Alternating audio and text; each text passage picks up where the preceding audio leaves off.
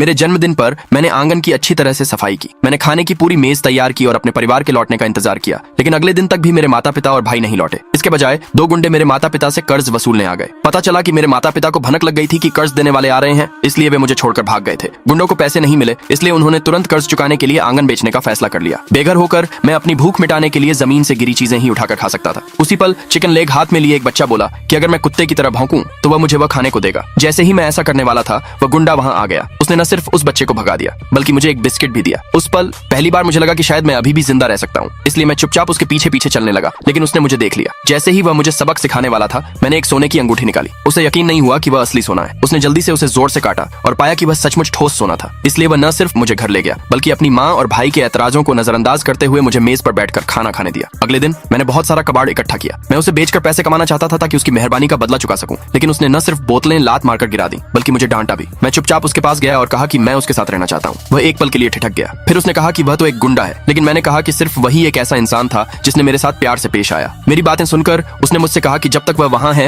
वह मुझे कभी भूखा नहीं रहने देगा। मैं खुशी से मुस्कुराया। फिर उसने कहा कि वह थोड़ी देर के लिए बाहर जा रहा है और मुझे घर में इधर उधर न घूमने की हिदायत दी। लेकिन जैसे ही वह गया, उसकी माँ और भाई ने कहा कि वे मुझे दूसरी तरफ टॉफी दिलाने ले जाएंगे। जब गुंडे ने कर्ज वसूलने का काम पूरा कर लिया, तो उसने मेरे लिए एक सुंदर ब्रोच खरीदा। लेकिन घर लौटते समय उसकी मुलाकात इत्तेफाक से एक बूढ़े आदमी से हुई जो कबाड़ इकट्ठा कर रहा था। उसने उस बूढ़े आदमी से पूछा कि उसकी गाड़ी पर क्या लदा हुआ है। उस बूढ़े आदमी ने झूठ कहा कि यह कोई पुराना गत्ता है। असल में मैं बोरे के अंदर था, इसलिए मैंने जानबूझकर हलचल की। ऊपर रखा गत्ता तुरंत नीचे गिर गया और उसे पता चल गया। अगले भाग के लिए नीचे कमेंट में यस लिखे।